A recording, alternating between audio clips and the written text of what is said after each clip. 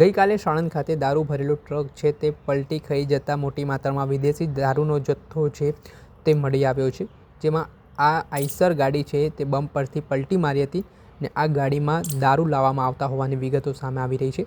આ ઘટના બન્યા બાદ જે ટ્રક ચાલક છે તે ટ્રક મૂકીને ત્યાંથી ફરાર થઈ ગયો છે। તેમાં દારૂનો જથ્થો ક્યાંથી લાવવામાં આવ્યો હતો, કોના દ્વારા જથ્થો મંગાવવામાં આવ્યો હતો તે બાબતે હવે સાણંદ પોલીસે તપાસના ધમધમાટની શરૂઆત કરી છે।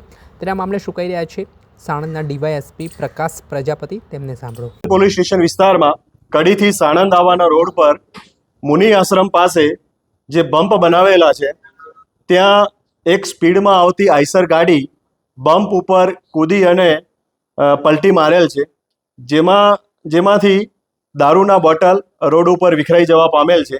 જે અંતર્ગત સાણંદ પોલીસ સ્ટેશન દ્વારા સમગ્ર મુદ્દામાલ કબજે લેવામાં આવેલ છે અને પોલીસ સ્ટેશન ખાતે હાલ તેની ગણતરી ચાલુ છે।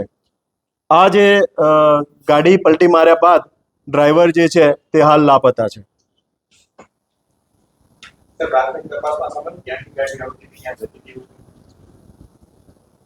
હા, આ ડ્રાઈવર મળ્યા પછીથી અને વધુ વિગતો તેમજ ગાડીના રજિસ્ટ્રેશન નંબર અને તેના એનાલિસિસ હાલ ચાલુમાં છે।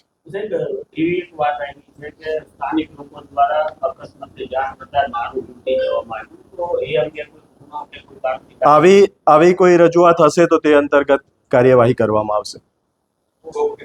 સાંભળ્યા હતા અમદાવાદ ગ્રામ્યના ડીવાયએસપી પ્રકાશ પ્રજાપતિ, તેમણે મામલે નિવેદન આપ્યું છે અને જે દારૂ ભરેલી આઈસર છે તે પલટી ખાવાની ઘટના સામે આવી છે અને આમાં વિદેશી દારૂનો જથ્થો જે મળી આવ્યો છે તે મામલે પોલીસે ઊંડાણપૂર્વક તપાસ હાથ ધરી છે।